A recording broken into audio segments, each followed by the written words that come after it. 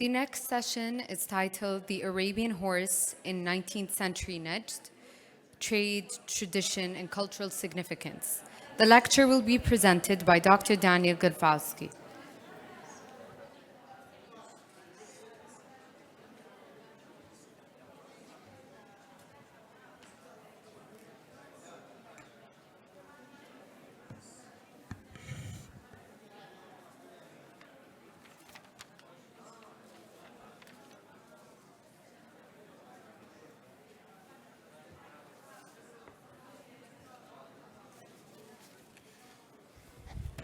Assalamu alaikum. Good afternoon, everyone, ladies and gentlemen. Let me just check if everything works.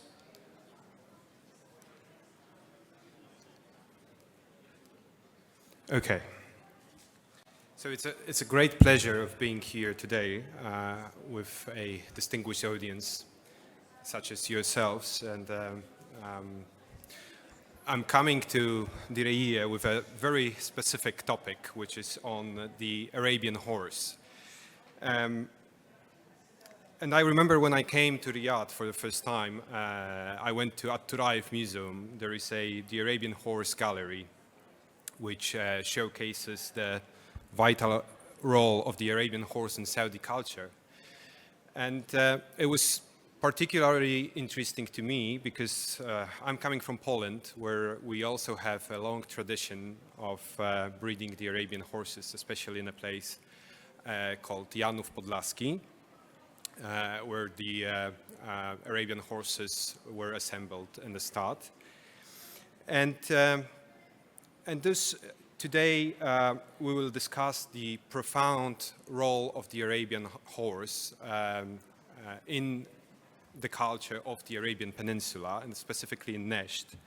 But there were a couple of questions which guided my curiosity, I would say.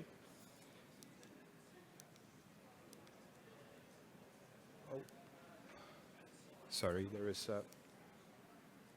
Okay, so there are three questions I will try to answer with you today. The first question: was there a common practice concerning negotiation, sales, and breeding of horses in Najd in the 19th century, despite the diversity of tribes living in this territory at the time?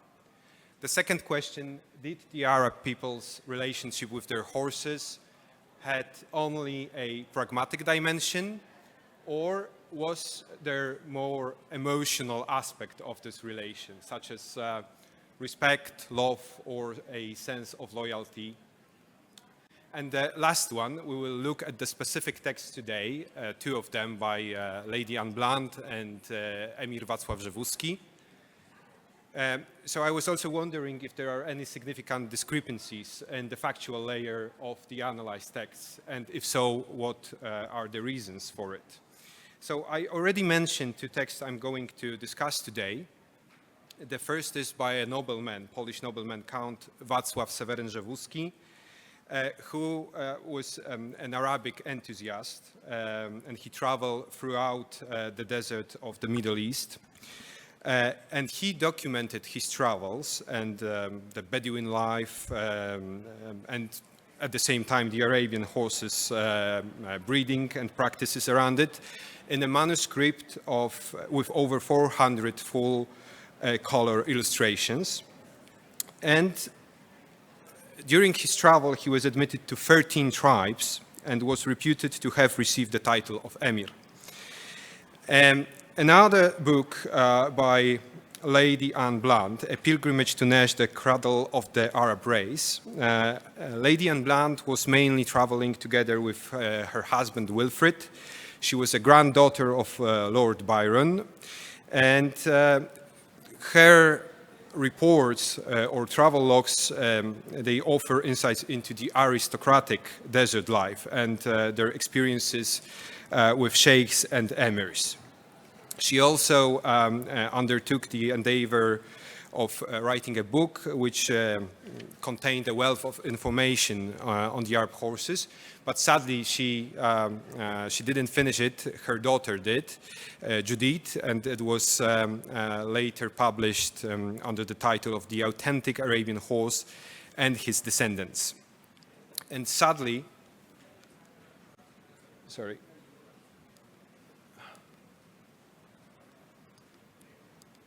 And sadly, there is a third book I wanted to discuss today, but I'm afraid we don't have enough time to do it. It's a diary of a journey across Arabia, from El Hatif in the Persian Gulf to Yambo in the Red Sea during the year 1819 by George Foster Saldier. It is culturally very important work, but unfortunately, I won't be able to present you with its content. However, trying to answer the first question of the practices, negotiations, sales, everything what was a part of horse breeding culture, let's call it, I found a couple of most interesting passages, both in the books of Jawuski and Lady Blunt. And now I want to highlight these passages to you so you sort of move with me back in time and see how it was in the 19th century. And at a certain point, I also want to go through with you through 10 points of buying a horse from the Bedouin tribe, from the Bedouin camp in the desert, as it was presented in a book of Emir Wacław Jawuski. But the first so here we can see on the top and in the middle Lady Anne Blunt, and then on the bottom we can see Emir Wacław Jawuski. And this is one of the maps which was drawn by Emir Wacław Jawuski. He was very talented when it comes to drawings.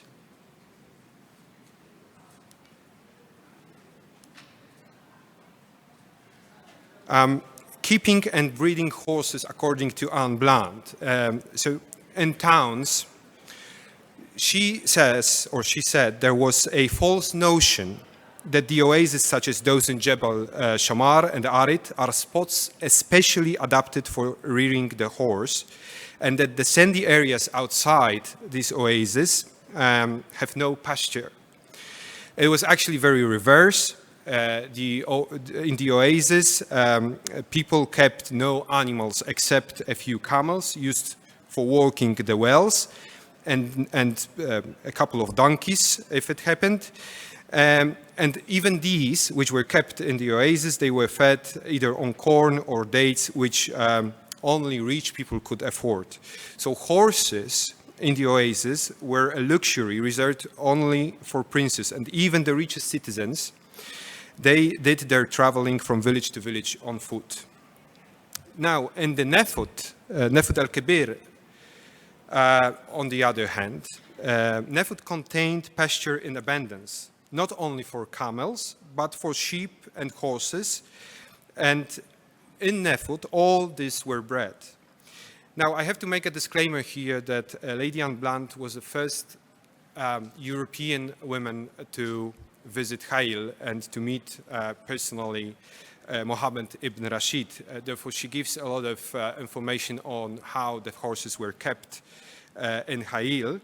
And she says, for instance, that Mohammed ibn Rashid went every spring with the bulk of his livestock to the desert, and he left them there for a part of the summer with the tribes, and only a few animals were reserved for use in towns. And then she further develops on how the horses were kept, and it was very disappointing for her. And she goes explaining that they are not sheltered in any way, but wear long, heavy rags fastened across the chest. They are chained by one or more feet to the ground and wear not headstalls. In wintertime, ungroomed, they were all in the roughest possible condition, and has been mentioned, our first impression was one of disappointment. They are fed almost entirely on dry barley, In the spring, only for a few weeks, they eat green corn grown on purpose and then are taken to the Nefut. It is surprising that they should be able to do their work under such conditions. But then, she says, we made the mistake, too common, of judging horses by condition, for mounted and in motion, these at once became transfigured. So, apparently, it turned that although the conditions in Hail were not the best to keep the horses, according to her, the horses in motion became completely different, and they were typical for its race, I would say. Then we, Lady Anne Blunt, she makes some notes on maintenance and education of horses. And she says that the management and education of horses in Najd differs a little from what is elsewhere in the Arab world. But she was surprised to find that in the place of the Bedouin halter, the bit is used at Hail. At first, we fancied that this was an imitation of Turkish manners, but it is more likely, she says, to be an old custom with town Arabs. Bad as it is for the mouth, it is certainly of use in the fancy riding. But among the Bedouins of Najd, the halter alone is used, not the bit.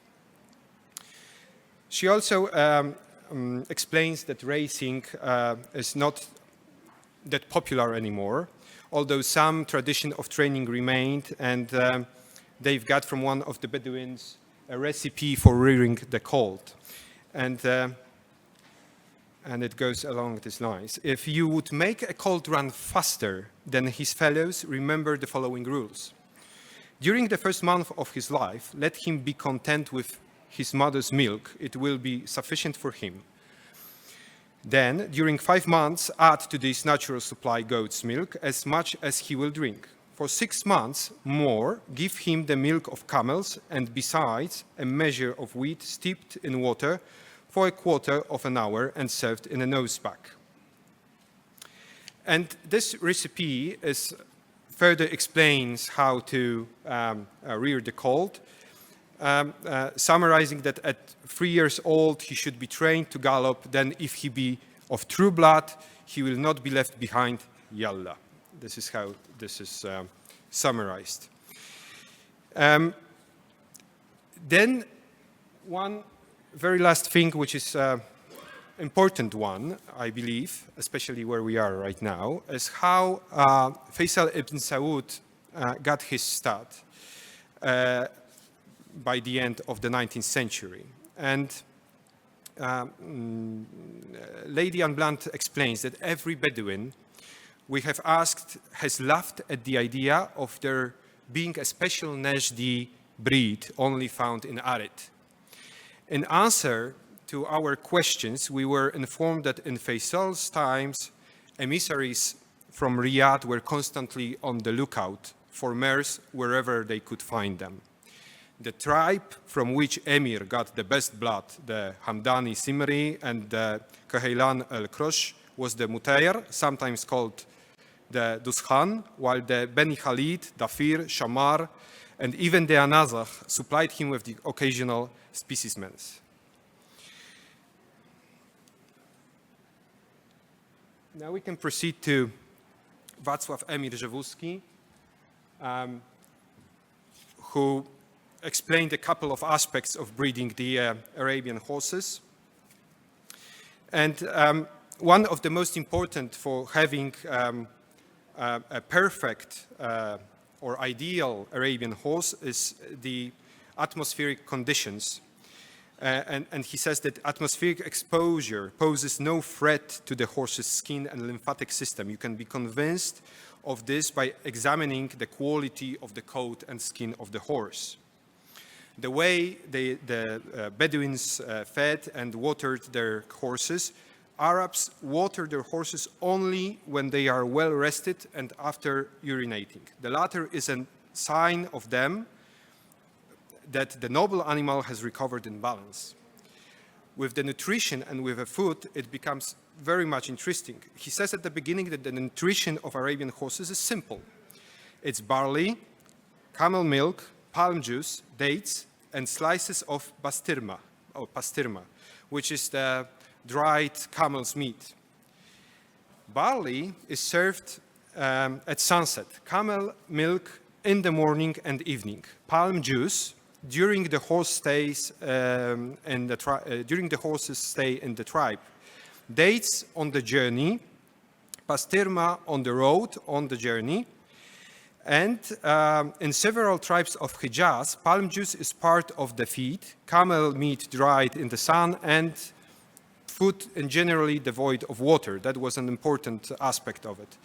But he also explains that sometimes even the crickets, the dried crickets, were served to the horses.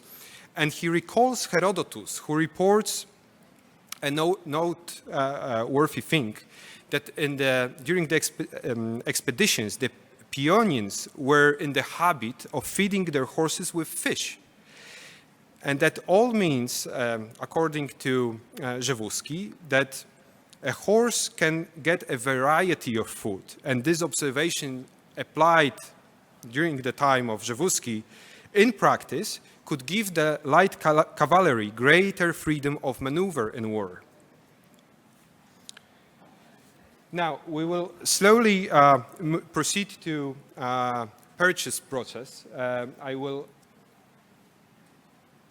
first explain what Huja is, and that will make more sense once once I talk about Al-Hamza, because that's, but anyway, Huja is the certificate of nobility. So any Kuhailans which did not belong to Bedouins, they had to have provided with a Huja certificate, as they were not descendants from the original race, but they were only ennobled by crossbreeding.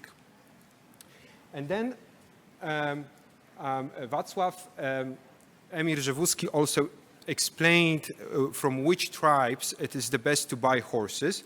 And amongst them, there was a Banu Tamim and Ruwalla, which are particularly interesting. But when it comes to Banu Tamim, he says, the Abd al-Wahhab followers, a Bedouin branch of the Banu Tamim, breed usually excellent and perfect horses. The number of mares and their offspring has increased considerably because for more than 87 years, the contribution from all the properties of Bedouin tribes following Abd al-Wahhab have been paid in kind. In this way, the number of valuable horses has multiplied. And then he also explains the other tribes, which names you can see on the screen. The Ruwalla tribe breeds horses which are perfect in every respect. They usually camp in the area of mountains Shamar. They rarely go near towns. And the last part of that slide is the purchase of the horse. And that became extremely interesting for me. And I believe that together with Emir Rzewuski, we will be able to, as I said, go back in time and try to purchase together with him a horse on a desert. So first thing is where to buy a horse. I already said in a desert. Why not in towns? Why not in the settlements at the edges of the desert? He explains that Bedouins are entering towns on dromedaries or with horses of very bad quality. Why? Because they are afraid of governors, mutasallims, who often take their horses by force. And the best horses, the most beautiful specimens of horses are always staying with a tribe. They were never taken into the city. Therefore, we should always go to the desert to buy the best horses, he says. Also, there was another thing that people in towns were afraid to go to the desert to buy horses. In Aleppo, there was one person who was specializing in buying horses in the desert. In Damascus, in the 19th century, two people were specializing in it. But okay, let's say that we want to leave the town towards the desert and buy a good horse over there. So what do we need to do? First of all, the first step is to secure the financial resources. And in towns, we could do it through the bankers, but we had to get only one special currency which was accepted by the Bedouins. It was Spanish colonnades, or Spanish dollars, it was also called. That was the only currency which was accepted by Bedouins. And the quality of coins was very important, because if the quality was poor, Bedouins would not accept it. Then the second step was to secure infrastructure and equipment. You have to rent a stable in the town, a temporary stable. Grooms, buy burley sacks, horse covers, all the equipment which you need to take care of the horses. And then before you depart, you need to have a Bedouin guide who will lead you to the tribe. And the guide is responsible, or he was responsible, directly to the tribe, which guaranteed the safety of the money and the buyer, but unfortunately didn't guarantee a safety against attacks of other tribes, which was quite often at the time. But let's presume that we already made it to the camp. We are in the desert and we want to buy a horse. This is where further challenges start, because first of all, the buyer has to gain the reputation of knowledgeable person who talks about the Najdi race with respect. If it turns the other way around, that the buyer is an ignorant, the Bedouin, the owner of the horse, will start refuting everything what the buyer wants to say, and he would say bosh, which means nonsense, or fahle, futile. What happens at the beginning? The Arabs will show the horses which are in very poor condition, and the whole game is to refuse the purchase in a way that is not offensive. Otherwise, it will thwart the whole undertaking. The way we need to choose the horse is by walking around the camp and looking indifferently at the horses which are not shown to us. However, you cannot look at them for too long because owners do not like it. But you can always ask if you can buy a horse, because that would flatter the owner. And this is where the price negotiations may start. So asking the questions, may I buy the horse? And the owner says, he doesn't say yes or no. He says, how much do you give? And here you have to have a lot of sense not to offer too little, which would imply that you don't know much about the value of the horses.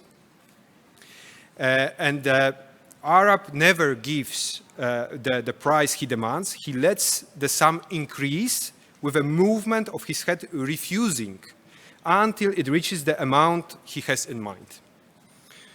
And we have to remember that the initial offer is never accepted. Now, once the price is agreed, there is another step. The buyer is sitting on the ground and he counts the sum in Spanish dollars. No one interrupts him. When he finishes, the seller and his friends, they sit around the money, passing each coin hand to hand, and they inspect each one to ensure that it is in a good condition. Once they agree that the condition of the money is good, they start counting, which was an endless process, apparently, because the disputes arise.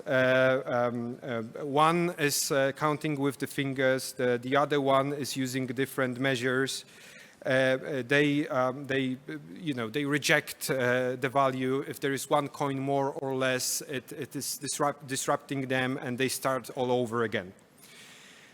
But once the counting is finished, the Arabs take the money and hand over the reins, pluck a few hairs from the horse's mane, take some soil to wrap the horse, and then give it to the buyer. And that was the custom, to do it that way. There was one more risk with all the money counting procedure. If an alarm was raised during the counting, the Arabs would leave the money on the ground, mount their horses, and you may never see the horse you intended to purchase again. But let's presume it didn't happen. And now we have the one further step, a secret to the horse swift running, or the fastest run of the horse. So at the buyer's request, the seller takes the buyer aside, and they are hidden under the cloak, and the buyer reveals the secret to the horse swift running, which was a gesture or a word.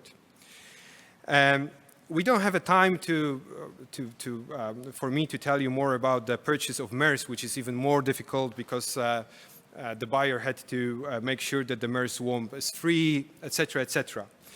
But what is important here is that all sold horses and mares were handed over to the buyer saddled and bridled, along with all their equipment and also a lance, if the seller, or rather the horse, possesses one. The lance belongs almost more to the horse than to the man. Again, I don't think it's a fun fact, but it's there was a news spreading around the camp that the transaction was finalized, and everyone was gathering to admire the horse as if they had never seen the horse before. They were starting to tell the stories about, the heroic achievements of the horse and the horsemen. So this is the moment where the purchase must be moved as quickly as possible to a temporary stable, as in the momentary excitement over the horse, the Bedouins may decide to reclaim it and return the money. And the moving the horse from the camp to the city to the temporary stables is also a difficult task only for the entrusted person, which has to be equipped with a sufficient amount of money to be paid in case they are stopped or detained by another Bedouin tribe along the way to the temporary stables. So even if he's not stopped and the ransom wasn't paid, we have to believe to the person that it was paid, we want to pay it, and it is still worth it to leave the sum to the person who carried your purchase to temporary stables. Now, one of the last steps of buying the horse is moving from the city to the port, which was also troublesome. Jaworski says, purchased horses, having arrived at the stables in the chosen city, aroused the curiosity of horse enthusiasts, who in this region are almost everyone. This becomes a new attraction, as being a Christian, one cannot refuse to show the Kuheilan to the believer. Sometimes the authorities do not permit the transport, requiring a bribe to be paid. At other times, a gathered crowd opposes the departure. There are even instances where someone maliciously stops the transport in the street, claiming one of the horses was stolen from them and attempting to recover it. All of this is just to extort money. Well, one must pay and pay again. Upon reaching the port at the Syrian coast, it becomes relatively straightforward to load the horse onto a ship. The people of the coast and the local authorities, thanks to the trade context, they showed greater kindness and assistance in finalizing the transport. And this is where I finish answering the first question, and that was the longest part of my lecture. This is the second question. So did the Arab people's relationship with their horses have only a pragmatic dimension, or were emotional features such as respect, love, or a sense of loyalty also present? And I will answer this by giving you an example of the competition of Saudis and Rashidis at the time when Anne Bland was present in Najd. And she says that at the time, Mohammed ibn Rashid was not only the most powerful of Bedouin sheikhs, but the richest prince in Arabia. And as such, he had better means than any other of acquiring the best horses in Najd. And that was because the possession of thoroughbred mares and horses is always among the Arabs a symbol of power. And with the loss of their supreme position in Najd, the Ibn Saud have lost their command of the market, and their state has been allowed to dwindle. Sorry,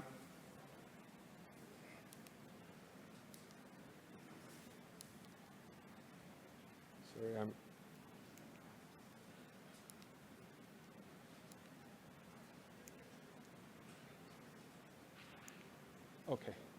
Now, when it comes to Wacław Rzewuski, there was more symbolic aspect of, I would say, of that relation between Bedouins and the horses. So Rzewuski enlisted 50 different names of horses, and the naming of horses reflect not only their physical attributes, but also their character traits.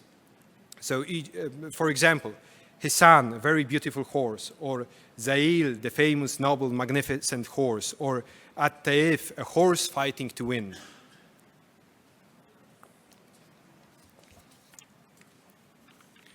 And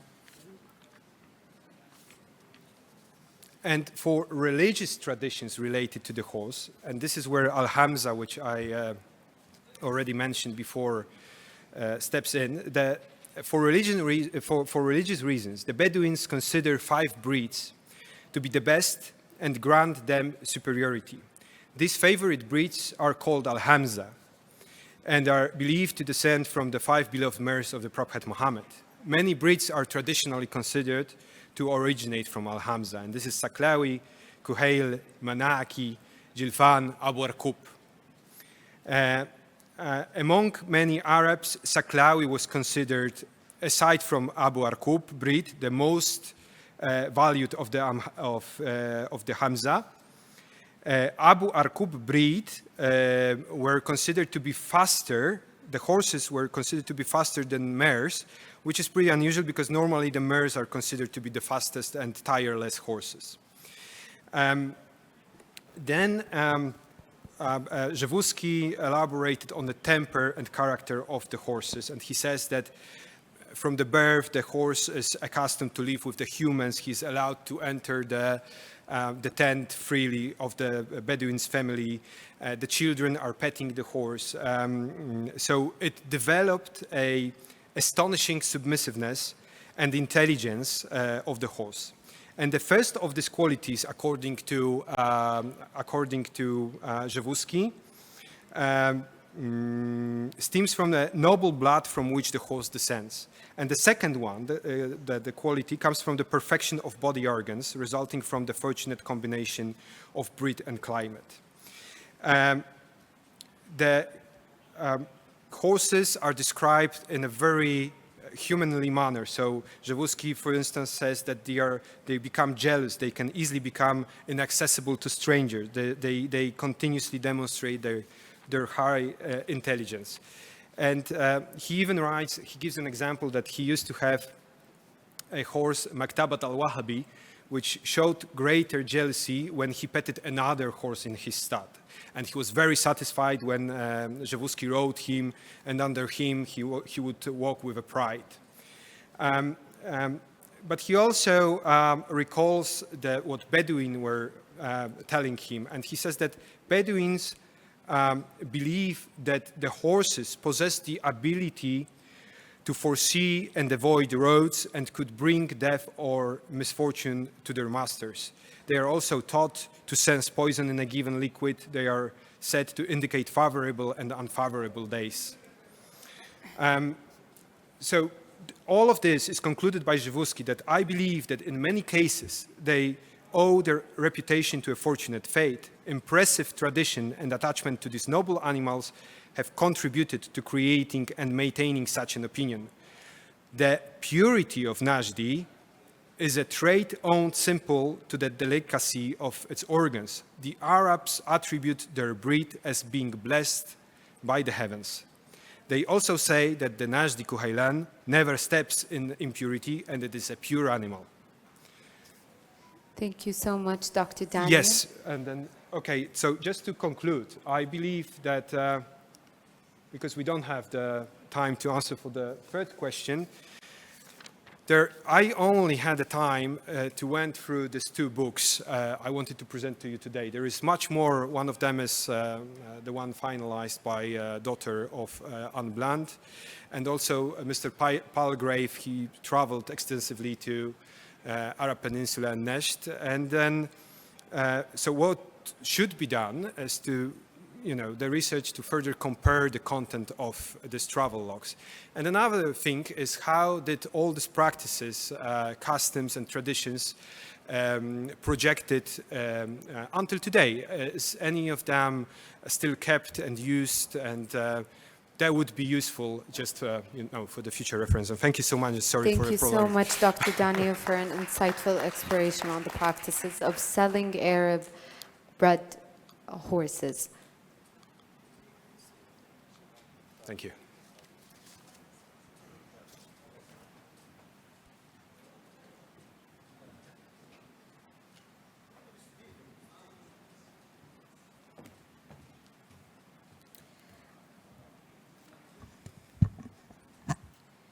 We extend our heartfelt thanks to Dr. Daniel for his insightful exploration of the shared practices in horse breeding and trade, and as well as a deep emotional practical bonds between Arabs and their horses during this period.